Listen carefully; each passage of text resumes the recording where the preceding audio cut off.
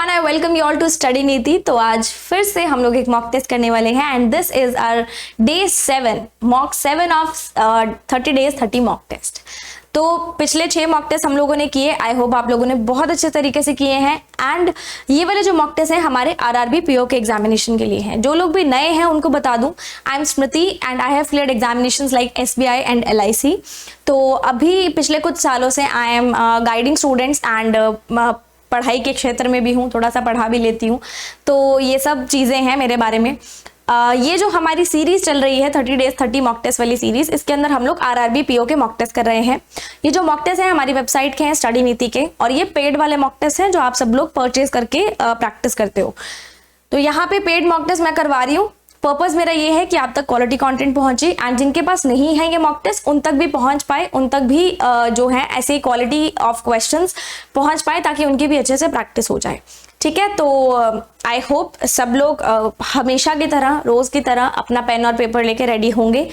आज हम लोग करेंगे, हम लोग ने लास्ट सेशन में किया था beginners beginners mock 2 quant section. आज हम करेंगे बिगिनर्स मॉक 2 रीजनिंग सेक्शन। ठीक है, एक सेक्शन खत्म किया, अब हम दूसरा सेक्शन खत्म करेंगे। तो आरआरबी के करने हैं, आरआरबी पीओ निकाल लेते हैं एंड बिगिनर लेवल हमने किया था और कल हम लोग एडवांस लेवल का करेंगे। ठीक है, मॉक नंबर 2 ये वाला करेंगे। एंड ये जो इंटरफेस है आपका बिल्कुल एग्जाम में ऐसा ही इंटरफेस आएगा।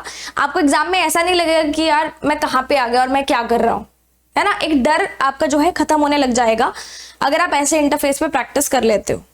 और क्योंकि न्यू इंटरफेस में आता है आपका आरआरबी का, दोनों लैंग्वेजेस एक साथ होती हैं, तो न्यू इंटरफेस में ही हम लोग करेंगे और रीजनिंग सेक्शन करेंगे। मेरा एक मोटिव क्या रहता है ना कि जो रीजनिंग सेक्शन होता है उसके अंदर सबसे पहले हम लोग मिसलेनियस क्वेश्चंस कर लेते हैं और फिर उसके बाद मैं पजल्स एंड सिटिंग अरेंजमेंट्स करवाती हूँ। आप सीधा सीधा जैसे क्वेश्चंस आते जाएं आप वैसे भी कर सकते हो। आप पहले पजल बाद में मिसलेनियस भी कर सकते हो और पहले मिसलेनियस बाद में पजल भी कर सकते हो। ठीक है, वो आपके ऊपर है कि आपकी स्पीड कैसे अच्छी बनती है। मेन आपका जो मोटिव है वो स्पीड का होना चाहिए। तो पहला क्वेश्चन यहाँ पे देखें, मिसलेनियस क्वेश्चन नहीं दिख रहा है हमें।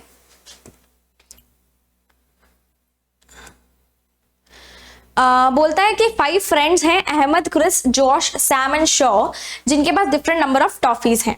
शॉ के पास ज्यादा टॉफीज हैं किससे? सैम से। तो शॉ के पास, एक मिनट, शॉ के पास सैम से ज्यादा है, मतलब ऊपर है तो मतलब सैम से ज्यादा है। और सैम के पास मतलब सैम के पास क्रिस से ज्यादा है। ठीक है, क्रिस से ज्यादा है। अहमद के पास जॉश से कम है, लेकिन बट का मतलब अहमद के पास शॉ से ज्यादा है। अब शॉ से ज्यादा है तो अहमद ऊपर आ जाएगा और जोश से कम है तो जोश यहाँ पे आ जाएगा। Sam has 23 toffees which are 18। 1 2 3 4 5 हमारे पास पर्सन्स आ गए हैं। सैम के पास 23 टॉफीज हैं जो 18 कम है second highest number of toffees से। तो सेकेंड हाईएस्ट नंबर वाले के पास 18 ज्यादा होंगी, 18 ज्यादा होंगी, तो 18 ज्यादा का मतलब 41 होंगी। अब पहला क्वेश्चन बोलता है कि पॉसिबल टॉफीज शॉ के पास कितनी होंगी। शॉ के पास 23 से 41 की रेंज के बीच का होगा। 42 नहीं हो सकता, 22 नहीं हो सकता, 37 हो सकता है। उसने पॉसिबल पूछी है तो पॉसिबिलिटी 37 की हो सकती है। Option number C. यहाँ पे हमारे पास है JASSC। ठीक है, JASSC बाकी क्वेश्चन के लिए हम याद रखेंगे। JASSC।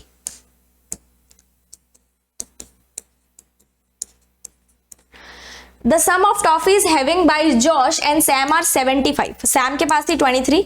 अब बोलता है जॉश के पास और सैम के पास टोटल 75 है। 75 में से 23 तो सैम के पास ही है, तो बाकी बची जॉश के पास कितनी हुई हमारे पास 52। Difference between the toffees of जोश एंड अहमद के पास थी 41। दोनों का डिफरेंस कितना आ जाएगा 11। Option number B. ठीक है, आगे बोलता है हु हैज लीस्ट टॉफीज, तो क्रिस के पास सबसे कम टॉफीज थी तो क्रिस आ जाएगा। ये हमारे पास है अरेंजमेंट, सीटिंग अरेंजमेंट बाद में करेंगे। अब हमारे पास आता है क्या, सिलॉग्स में सबसे पहले इंस्ट्रक्शंस पढ़ लेंगे। बोलता है कुछ भी नहीं बोलता, मतलब यानी कि फॉलो या डज नॉट फॉलो, फॉलो ही पूछा होगा। Only a few points are notes, सिर्फ कुछ ही पॉइंट्स जो हैं वो क्या है, नोट्स हैं, मतलब सिर्फ इतना portion. Only a few notes are material, सिर्फ कुछ ही नोट्स मटेरियल हैं, ठीक है। ऑल मटेरियल आर प्रेजेंटेशन, सारे के सारे मटेरियल जो है वो प्रेजेंटेशंस हैं। कंक्लूजन में बोलता है कि few points are presentation is a possibility, कुछ पॉइंट्स प्रेजेंटेशन बन जाए, क्या ऐसी पॉसिबिलिटी है। अब प्रेजेंटेशन को के सर्कल को थोड़ा सा ज्यादा बड़ा कर लो। अब देखो, क्या कोई भी स्टेटमेंट वॉयलेट हो रही है, क्या कोई भी स्टेटमेंट गलत प्रूव हो रही है, कोई भी स्टेटमेंट गलत प्रूव नहीं हो रही, यानी कि पॉसिबिलिटी हो सकती है। फ्यू का मतलब सम होता है। Some notes are not material, कुछ नोट्स जो है वो मटेरियल नहीं है। देखो यहां पे हमने बोला था only a few notes are material, सिर्फ कुछ ही नोट्स जो है वो क्या है, मटेरियल है, यानी कि नोट्स और मटेरियल का रिलेशन सिर्फ इतने पोर्शन के लिए है, बाकी पोर्शन के लिए नहीं है। यानी कि ये तो है और ये नहीं है, तो some notes are material and some notes are not material, दोनों सही है। ये भी सही हो जाएगा, both the conclusion 1 and 2 follows. समझ में आ गया? Sorry. Few chips are board, कुछ चिप्स जो है वो क्या है, बोर्ड है, कुछ चिप्स क्या है, बोर्ड है। फ्यू का मतलब सम होता है। Only a few cable are chips, सिर्फ कुछ ही केबल जो है वो चिप्स हैं, यानी कि इतनी। And only chip is HDMI, only chip is HDMI को कैसे बनाएंगे, all HDMI are chips. Only A is B को हम कैसे बनाते हैं, ऑल B आर A का डायग्राम, तो ऑल HDMI इज चिप्स, ऐसे बनेगा। और HDMI का रिलेशन सिर्फ और सिर्फ चिप्स के साथ हो सकता है और किसी के साथ नहीं हो सकता। पहला बोलता है फ्यू केबल्स आर HDMI का रिलेशन किसी के साथ भी नहीं हो सकता, ना तो डेफिनेट केस में ना पॉसिबिलिटी के केस में, सीधा ही गलत है, ठीक है। आगे बोलता है सम HDMI बोर्ड, HDMI का रिलेशन किसी के साथ नहीं हो सकता, तो कोई भी HDMI, सब सही चल रहा ना, बोर्ड नहीं हो सकते, यानी कि neither of the conclusion follows. आगे देखो क्या बोलता है, फ्यू एडिशंस आर प्रिंटेड, कुछ एडिशंस जो हैं वो प्रिंटेड हैं। Only a few publish are copies, no printed is publish, कोई भी प्रिंटेड पब्लिश नहीं है। And only a few publish are copies. बोलता है फ्यू प्रिंटेड इज कॉपी, कुछ प्रिंटेड कॉपी है, अब हो भी सकती है नहीं भी हो सकती, डेफिनेट नहीं है। नो प्रिंटेड इज कॉपी, हो भी सकती है नहीं भी हो सकती।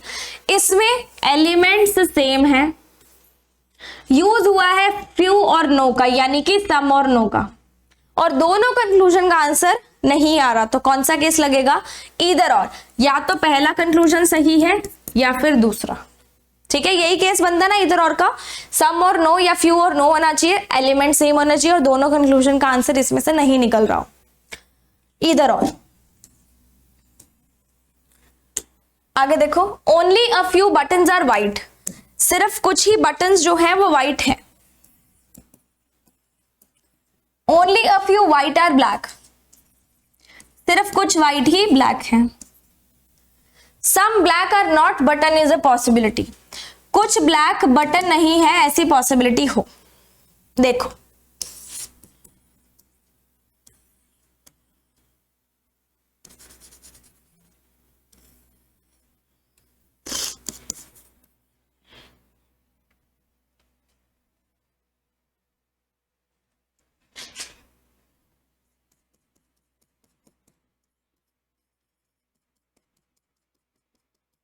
देखो कोई स्टेटमेंट वॉयलेट हो रही है यहां से, कोई भी नहीं हो रही।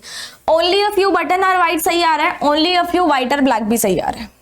देखो उसने बोला some blacks are not button is a possibility, अगर मैं ब्लैक को इस एरिया में डाल दूं, ठीक है, तो इन दोनों का रिलेशन देखो, इन दोनों का रिलेशन इस पोर्शन के लिए है, इस पोर्शन के लिए नहीं है, यही मतलब है।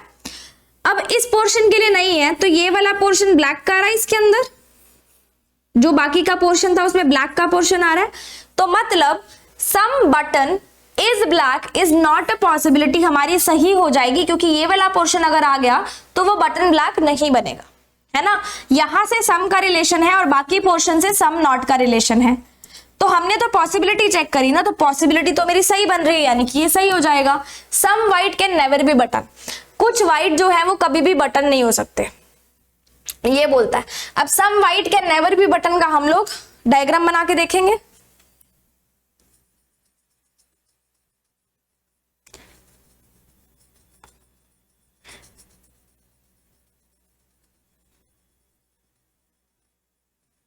या फिर मैंने आपको अभी अभी बताया कि हमारे पास जो स्टेटमेंट है उससे यहां पे सम का रिलेशन है और यहां पे सम नॉट का रिलेशन है,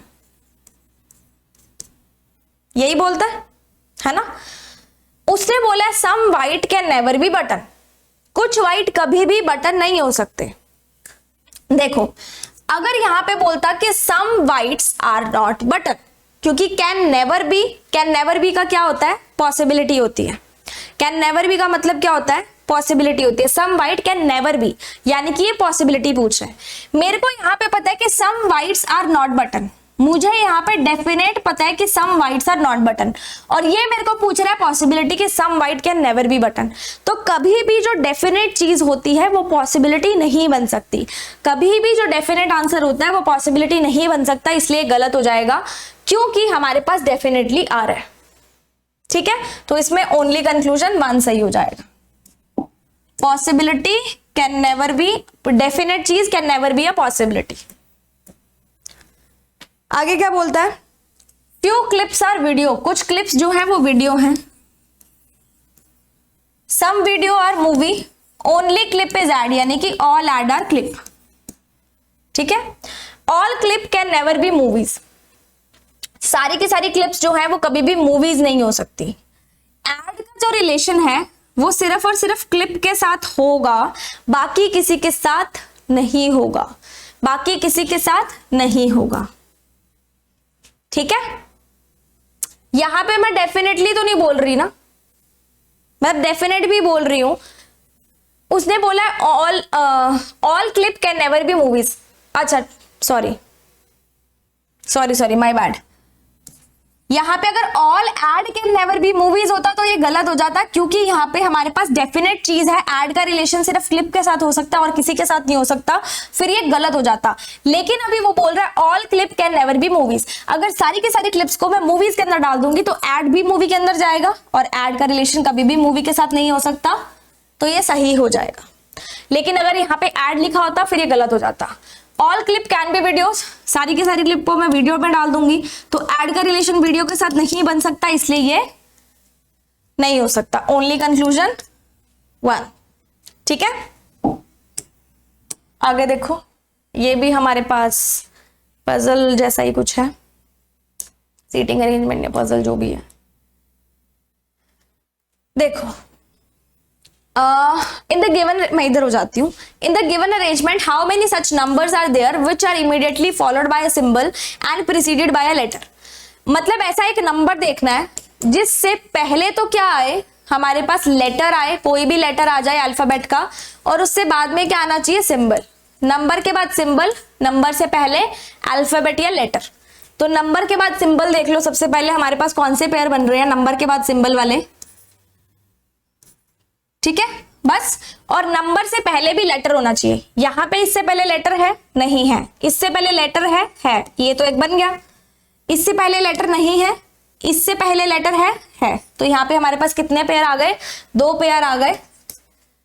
2 इज योर आंसर। नेक्स्ट देखो, how many such numbers are there which are immediately followed by a symbol between @ and D. @ और डी के बीच में देखना है, यानी कि इसके बीच में देखना है। हमें ऐसे नंबर्स निकालने हैं which are immediately followed by symbol. Number followed by मतलब नंबर के बाद सिंबल, नंबर के बाद सिंबल, नंबर के बाद सिंबल। कितने पेयर हैं हमारे पास, 2। ऑप्शन नंबर डी, 2 है ना, ऑप्शन नंबर डी। आगे बोलता है if the odd numbers and vowels are dropped from the arrangement, सारे के सारे ऑड नंबर और वोवल को मैं ड्रॉप कर दूं, then which of the following will be second element to the right of 7th element from the left hand. हमें left hand से देखना है और यहाँ पे दोनों डिफरेंट डायरेक्शंस हैं, राइट और लेफ्ट। तो मैं 7 को 2 से ऐड कर दूंगी, यानी कि 9th element from the left hand. अगर डायरेक्शंस अलग हो लेफ्ट राइट तो हम नंबर्स को ऐड करते हैं, डायरेक्शन सेम हो लेफ्ट लेफ्ट या राइट राइट तो नंबर्स को माइनस करते हैं, और एंड हमारे पास सेम रहता है। लेफ्ट हैंड से 9th एलिमेंट, जब सारे के सारे ऑड नंबर और वोवल को हम ड्रॉप कर देंगे, लेफ्ट हैंड से 9th ऑड नंबर और वोवल, तो यानी कि 1 2 3 4, अच्छा ऑड नंबर को ड्रॉप करना है ना, सॉरी, ऑड नंबर और वोवल, 1 2 3 4 5 6 7 8 9, क्या नंबर आ गया? एन आ गया। ऑड नंबर निकालना था और वोवल निकालना था, कौन सा नंबर आया, कौन सा लेटर आया? एन आया। आगे देखो, in the given arrangement the sum of the numbers between A and D, A और डी के बीच में कितने नंबर्स हैं? 5 + 6 11, 11 + 8 is 19, option number B. Given arrangement में which element is 5th to the left of 8th element from the right hand, दोनों directions अलग हैं, 5 + 8 is 13, 13 from the right hand देख लो, 1 2 3 4 5 6 7 8 9 10 11 12 13, एलिमेंट ही पूछा तो एलिमेंट हमारे पास आ जाएगा 6, ठीक है। आगे हमारे पास कुछ अल्फाबेट टेस्ट का है। अगर हम वुमन को ZRPCP से लिखते हैं तो नॉन का कोड बताओ। देखो कुछ रिलेशन निकालना पड़ेगा, W के बाद Z कितना आता है? W XYZ यानी कि +3, OPQR +3, MNOP +3, ABC +2, NOP +2, तो यानी कि पहले 3 लेटर्स में ++3 हो रहा है और बाकी के 2 लेटर्स में ++2 हो रहा है, तो इसमें भी +3 कर दो। K L M N, N से शुरू होगा, ठीक है। N O P Q, O P Q R, N Q R, N Q R, N Q R, ये दोनों आ रहे हैं। W X Y N O P, तो ये आपका कोड बन जाएगा option number D. Plus minus ही देखना होता है, या फिर एक इसका जो पैटर्न बनता है, देखो या तो बनता है प्लस माइनस, या फिर क्या बनता है, मान लो यहाँ पे 6 लेटर्स हैं तो वो 3-3 के पेयर में बना देगा प्लस माइनस, या 2-2 में बना देगा, ठीक है, 2-2 में बना देगा, 3-3 में बना देगा, वो हमें चेक करना पड़ेगा। तो यहाँ से देख के WZOR ये सिमिलर लाइन के हैं तो उसमें प्लस दिख रहा था। आगे बोलता है कि हमें यहाँ पे रिलेशनशिप बताना है, सम कंक्लूजन विच लॉजिकली फॉलोज, जो फॉलो करते हैं, और यहां से बताना है कौन सा सही है कौन सा गलत है। सबसे पहले C is less then G, C से मुझे जाना है G पे, है ना, तो मैं T से कनेक्ट कर सकती हूं,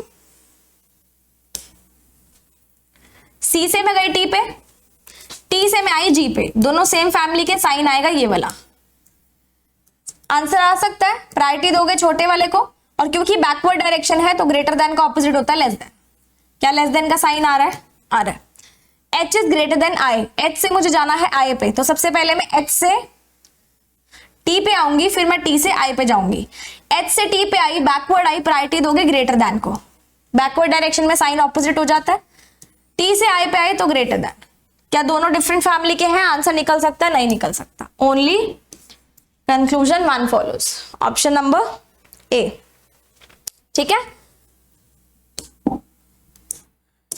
आगे देखो, यहां पे देखते सार इधर और का केस मत लगा देना, क्योंकि दोनों एलिमेंट्स हैं और 2 साइंस यूज हो रहे हैं, इधर और का केस ऐसे मत लगाना, चेक करेंगे फिर लगाना।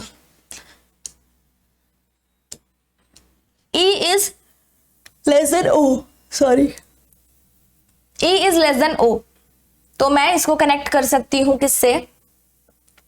K से। E से मैं आई K पे, K से मैं गई O पे, आंसर निकल सकता है। प्रायोरिटी दोगे इसको, बैकवर्ड डायरेक्शन में ऑपोजिट साइन लगता है, के से मैं गई ओ पे, प्रायोरिटी किसको दोगे, इसको। तो मतलब E is less than equal to O, इसने पूछा E is less than O, E is equal to O। दोनों इंडिविजुअली तो गलत हैं, लेकिन जब इकट्ठा कर दूं तो इधर और में सही आ रहे हैं, यानी कि इधर कंक्लूजन 1 और कंक्लूजन 2 ऑप्शन नंबर सी हो जाएगा हमारे पास सही। आगे देखो, W is less then E, W से मुझे जाना है E पे, W से मैं जाऊंगी S पे, S से मैं आऊंगी E पे। बैकवर्ड डायरेक्शन, साइन उल्टा कर दो, दोनों डिफरेंट फैमिली के, आंसर नहीं आ सकता। P is greater than L, P से मुझे जाना है L पे, तो मैं सबसे पहले आऊंगी P से S पे, फिर S से L पे। फॉरवर्ड डायरेक्शन है, सेम साइन आएगा। बैकवर्ड डायरेक्शन, लेस देन का उल्टा कर दो, ग्रेटर देन। ग्रेटर देन आ रहा है, नहीं आ रहा, तो मतलब इन दोनों में से कोई भी सही नहीं है। Neither conclusion 1 nor conclusion 2 follows, option number D. आगे बोलता है F is greater than R, F is greater than R, तो F से मुझे जाना है R पे, मैं F से जाऊंगी C पे, C से मैं जाऊंगी R पे। बैकवर्ड डायरेक्शन है, साइन उल्टे कर दो, डिफरेंट फैमिली के साइन है, आंसर नहीं आ सकता। L is less then U, L से U पे जाने के लिए L से C पे जाऊंगी, C इक्वल टू U है तो यहाँ पे U ही लिख दो। प्रायोरिटी किसको दोगे, छोटे वाले को, लेस देन आ रहा है, तो मतलब option number B, only conclusion 2 follows. ठीक है, ये भी सीटिंग अरेंजमेंट है, ये भी सीटिंग अरेंजमेंट है।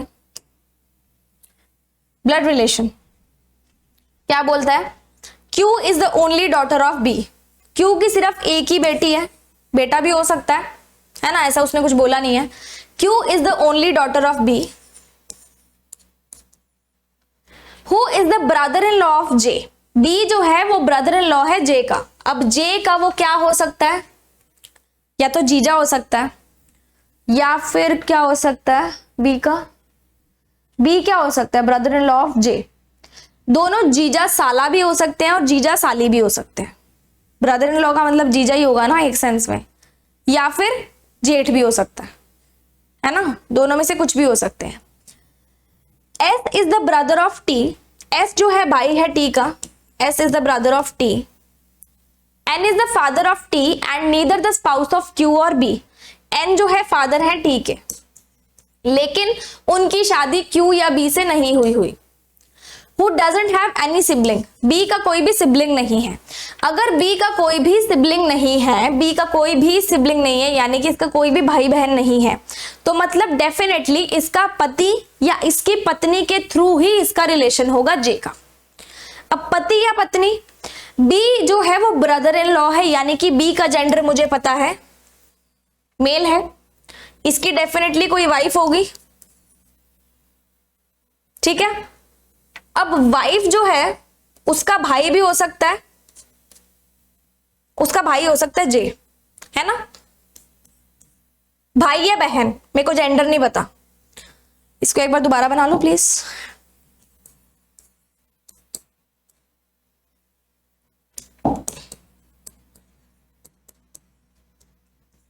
J, और यहां पे इसकी इकलौती बेटी Q, और यहां पे बोला था S भाई है T का, और N फादर है T के, ये बोला गया था। C is the son in law of D, C जो है सन इन लॉ है D का, तो D तो है नहीं यहाँ पे। Who is maternal aunt of T, maternal aunt है T की मामी भी हो सकती है, T की मासी भी हो सकती है। मैटरनल आंट ऑफ T की मैटरनल आंट यानी कि मम्मी की साइड से होगी, है ना, मम्मी की साइड से होगी ना। तो अगर मैं, ओहो वेट अ सेकेंड, तो अगर मैं इसका मिनिमम केस लेना चाहूं, इसकी शादी Q से नहीं हुई, और यहां पे अगर मैं इसको ज्वाइन कर दूं,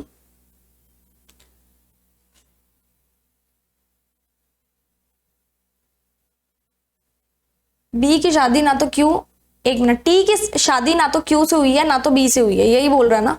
अगर मैं यहां से ज्वाइन कर दूं इसको, और उसने बोला है D C is the son in law of D who is maternal aunt of T. Maternal aunt है टी की, यानी कि इसकी जो मम्मी होगी उसकी बहन हो सकती है। अगर मैं इधर से रिलेशन निकालना चाहूं तो जे को बना देते हैं इसकी मम्मी और टी को बना देते हैं इसकी मासी, बन सकता है। मिनिमम केस में बनाना है। T is neither the spouse of Q और बी। अच्छा, टी यहां पे नहीं आ सकता, ठीक है, कोई बात नहीं, टी यहां नहीं आ सकता तो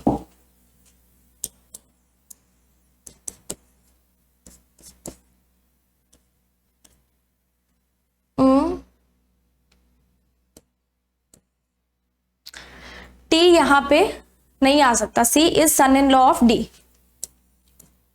डी की बेटी है, उसका हस्बैंड है सी। डी की बेटी यहां से बना सकते हैं,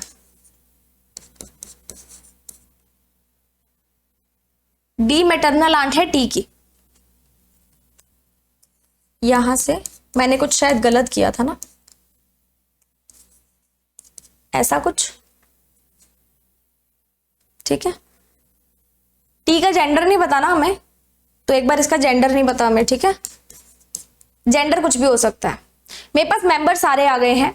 the number of male members in the family is more than, क्या बोलता है, the number of male members in the family is more than the female members and both the parents are alive.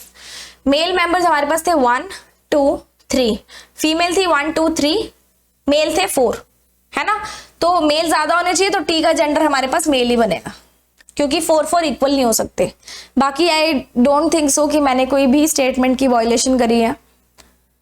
यहां पे शायद मैंने कुछ गड़बड़ कर दी थी ना, कोई बात नहीं, ये ऐसा कुछ बनेगा। जे कैसे रिलेटेड है एन से, तो ये इसकी वाइफ है, ऑप्शन नंबर सी, ठीक है। तो यहाँ पे हमारे मिसलेनियस क्वेश्चंस खत्म हो जाते हैं। अब मिसलेनियस क्वेश्चंस के बाद हमें क्या करना है,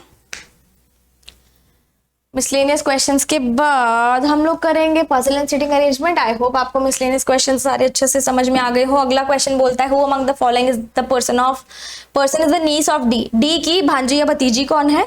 उसके बाद पूछता है कुछ भी नहीं। तो हम लोग अब कर लेंगे अपने पजल एंड सिटिंग अरेंजमेंट। देखो 6 लोग हैं जो कि सर्कुलर अरेंजमेंट में बैठे हैं, और ये लोग जो है सेंटर फेसिंग है। P sit second to the left of the one who gets 20,000।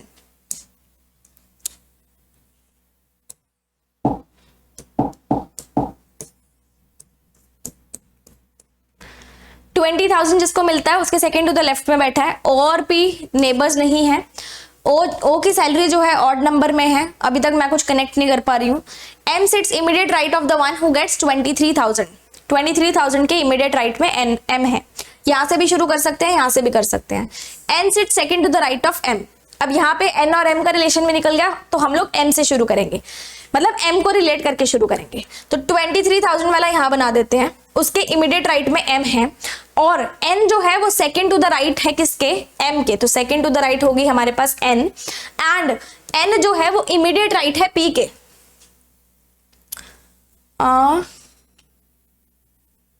Immediate right है पी के, ठीक है। और पी जो था, P sit second to the left of the one who gets 20 के। तो 20 के सेकंड टू द लेफ्ट है, तो 20 से सेकंड टू द लेफ्ट आ गया हमारे पास पी। ओ और पी नेबर्स नहीं है, तो ओ यहां तो नहीं आ रहा। और ओ की जो सैलरी है वो ऑड नंबर में है, तो ओ यहां पे भी नहीं आएगा, या तो इधर आएगा या तो इधर आएगा। क्यू जो है 10,000 ज्यादा लेता है ओ से। क्यू 10,000 ज्यादा लेता है ओ से, यानी कि क्यू की सैलरी भी जो होगी वो ऑड नंबर में होगी, ऑड नंबर में होगी। ये इवन में है तो क्यू यहां नहीं आ सकता, ठीक है। क्यू भी या तो यहां पे आएगा या तो यहां पे आएगा।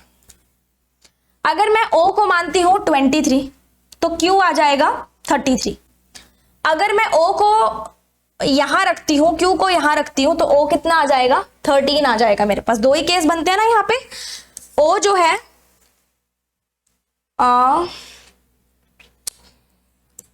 ऐसा कुछ है ना, ओ को 23 पे रखूंगी, क्यू 33 हो जाएगा, और ओ को अगर मैं रखूंगी यहाँ पे तो क्यू को आ जाएगा 23 पे, तो ओ की सैलरी 13 हो जाएगी, यानी कि 10,000 कम।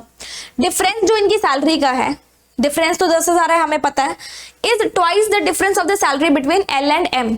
एल और एम की जो सैलरी का डिफरेंस है उससे डबल है, 10,000 डबल है, तो यानी कि सिंगल क्या हुआ 5, तो एल और एम की सैलरी के बीच का डिफरेंस क्या हो जाएगा 5, एल माइनस एम कितना हो जाएगा 5, एल यही बचता है ना, एल और एम की सैलरी के बीच का डिफरेंस हो गया 5, तो एम जो हमारे पास है 25 भी हो सकता है, 15 भी हो सकता है।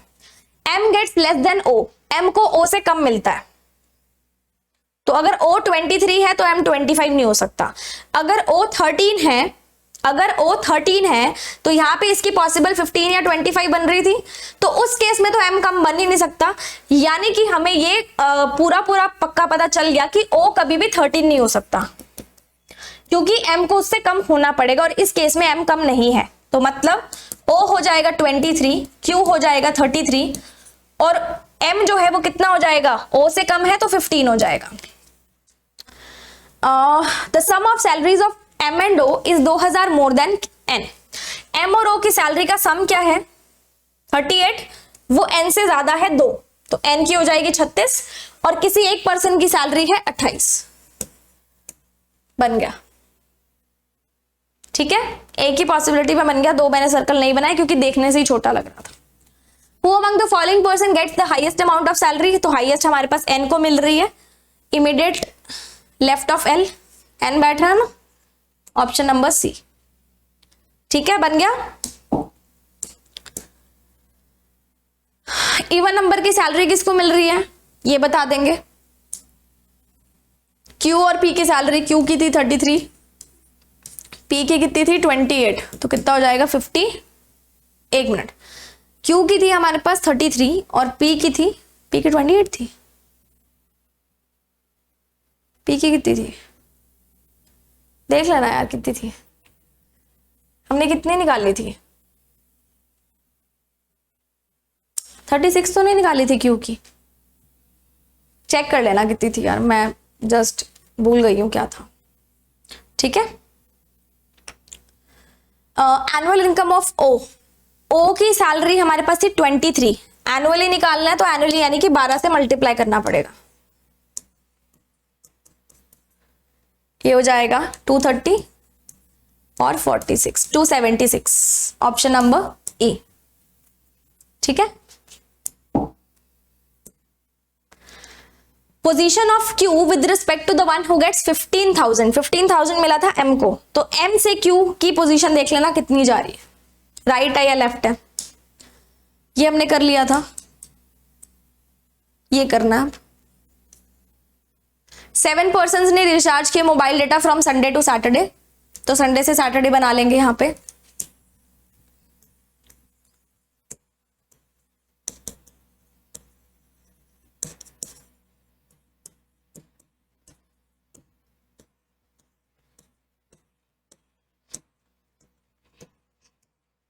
क्या बोलता है, A recharge 3 days after G, A और ए ने जी के 3 दिन बाद किया, यानी कि इन दोनों में 2 दिन का गैप होगा। Neither of them recharge on the first day और द लास्ट डे, यानी कि ना तो संडे को ना तो सैटरडे को ए और जी आने चाहिए, इनके बीच में आने चाहिए। 1 person is between ji and F, तो ए और जी है, जी के 3 दिन बाद में किया, जी से 1 2 3 ए आ गया, जी से 1 2 3 ए आ गया, और कोई नहीं बन सकता। एक पर्सन है जी और एफ के बीच में, तो एफ ऊपर भी आ सकता है और एफ नीचे भी आ सकता है। C recharge 3 days before the one who recharge immediately after A, A के इमीडिएटली बाद जिसने किया उससे 3 दिन पहले सी ने किया, यानी कि 1 उससे 3 days बिफोर किया ना, 1 पर्सन था ना, तो यहां पे एफ आ जाएगा ना। ठीक है, इससे 3 दिन पहले तो 1 2 3 यहां पे आ जाएगा सी। ठीक है, इससे 3 दिन पहले तो 1 2 3 सी यहां पे आ जाएगा। नंबर ऑफ पर्सन जो सी और एफ के बीच में है वो सेम है जी और ई के बीच में, सी और एफ के बीच में कोई भी नहीं है तो जी और ई के बीच में भी कोई भी नहीं होगा। सी और एफ के बीच में यहाँ पे कोई नहीं है तो जी और ई के बीच में भी कोई नहीं होना चाहिए। सी और एफ के बीच में 2 है तो जी और ई के बीच में भी 2 होना चाहिए। अगर मैं एफ को यहां रखती हूं, अगर मैंने एफ को यहां रखा तो सी और एफ के बीच में 2 है तो जी और ई के बीच में भी 2 होने चाहिए, 2 नहीं बन सकते, यानी कि एफ आ जाएगा यहां पे और ई आ जाएगा यहां पे। आगे बोलता है the number of person who recharge before E is 1 more than the person who recharge after D. E से पहले जिसने रिचार्ज किया है वो 1 ज्यादा है डी के बाद के।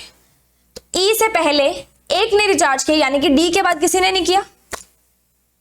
ई से पहले किसी ने नहीं किया तो डी के बाद तो -1 आना चाहिए, -1 तो नहीं आ सकता, ये गलत। बचा कौन? ए। बी बचा तो बी ऊपर आ जाएगा। ठीक है, समझ में आ गई। Which on which of the following day C recharge, C ने कौन से दिन पर रिचार्ज किया? वेंसडे पे। B E G C F A D.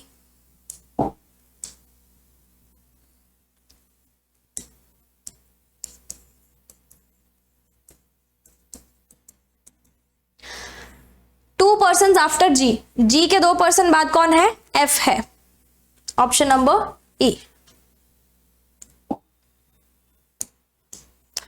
Recharge between C and D, C और डी के बीच में कितनों ने रिचार्ज किया? उसके बाद प्रीवियस क्वेश्चन 58 है तो 57। एफ रिचार्ज ऑन थर्सडे, क्या सही है? जी रिचार्ज इमीडिएटली बिफोर सी, इन दोनों में से, इन तीनों में से कौन सी स्टेटमेंट सही है, हमें ये बताना है। उसके बाद है अगर बी मंडे से रिलेट करता है और सी थर्सडे से रिलेट करता है तो ऐसा कौन सा पर्सन है जो सैटरडे से रिलेट करता है? इनका पैटर्न देख लेना, कितने के गैप में है, जितने के गैप में हो उतने के गैप में ये वाला पर्सन आ जाएगा, सैटरडे से ऊपर या फिर नीचे। उसके बाद है 69। 8 लोग बैठे हैं रेक्टेंगुलर टेबल पे फेसिंग द सेंटर, 4 है कॉर्नर पे और 4 है मिडिल में। Person sit on the same side means अगर एक कॉर्नर पे बैठता है तो मतलब दूसरा भी कॉर्नर पे बैठेगा। अगर बोलता है कि A and C sit on the same side तो ए और सी दोनों कॉर्नर पे हैं। अगर ए लाइन के बीच में बैठ रहा है तो सी भी लाइन के बीच में बैठेगा अगर वो सेम साइड बोल रहा है।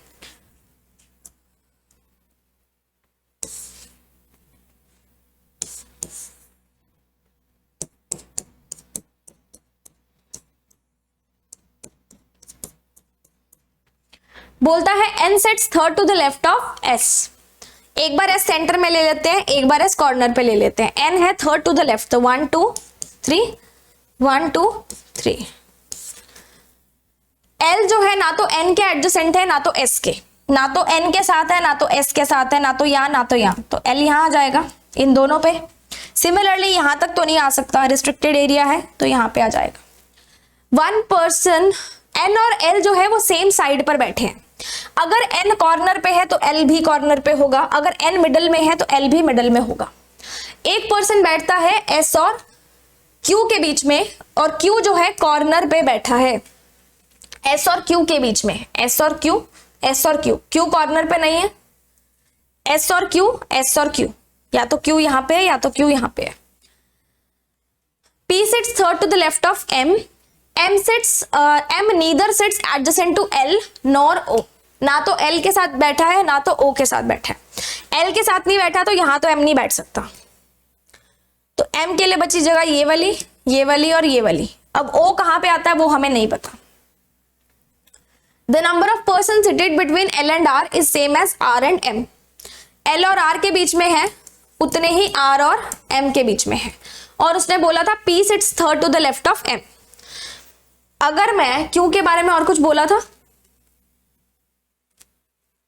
Q corner of the table पे है ना, यहां पे है ना, ठीक है, तो एम यहां तो नहीं आएगा, ठीक है, एम यहां पे आ सकता है। एम के बारे में बोला था P third to the left है, एम को मैं यहां रखूंगी तो 1 2 3 पी यहां आ जाएगा, एम को यहां रखूंगी तो 1 2 3 पी यहां पे आ सकता है, दोनों चीजें हैं। एल और आर के बीच में जितने हैं उतने ही आर और एम के बीच में है।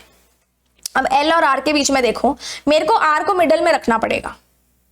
आर अगर यहां पे आया तो एम यहां पे आ सकता है, आर अगर यहां आया तो एम यहां पे आ सकता है, और एम जो है एल और ओ के एडजेसेंट नहीं है, एल और ओ के एडजेसेंट नहीं है।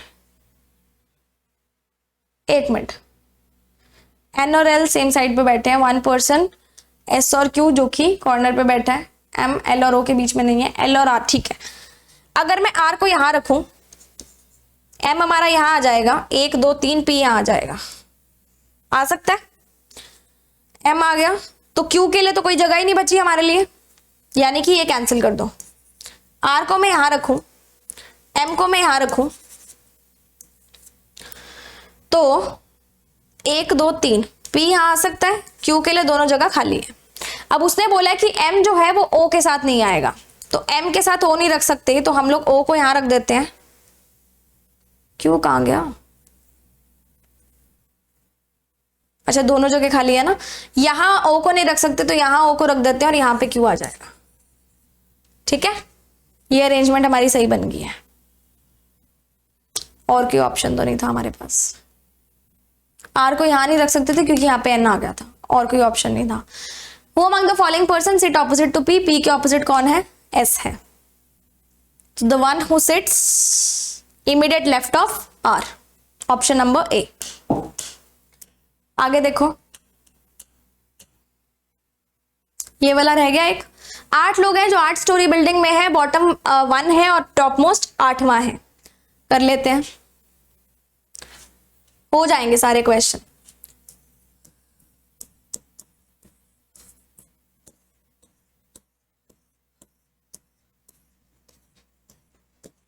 क्या बोलता है?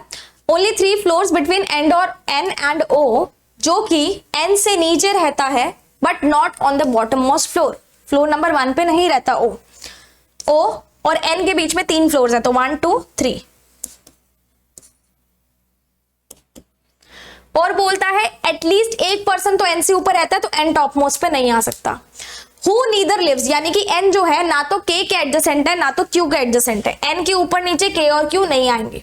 The number of person between n और o is same as k and q who lives above o। q जो है o के ऊपर रहता है और उन दोनों के बीच में भी 3 लोग ही होंगे, क्योंकि n और o के बीच में भी 3 लोग थे।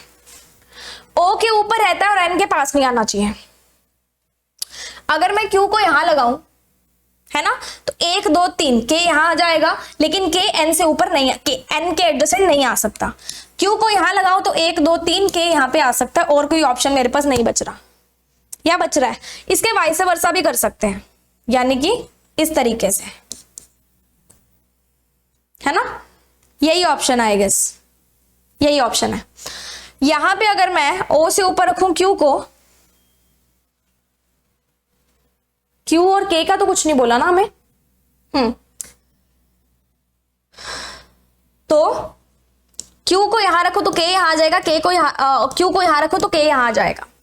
एल जो है क्यू से इमीडिएटली ऊपर रहता है, यहां तो नहीं रह सकता, यहां रह लेगा, उसके ऊपर भी नहीं रह सकता, तो यहां पे रह लेगा।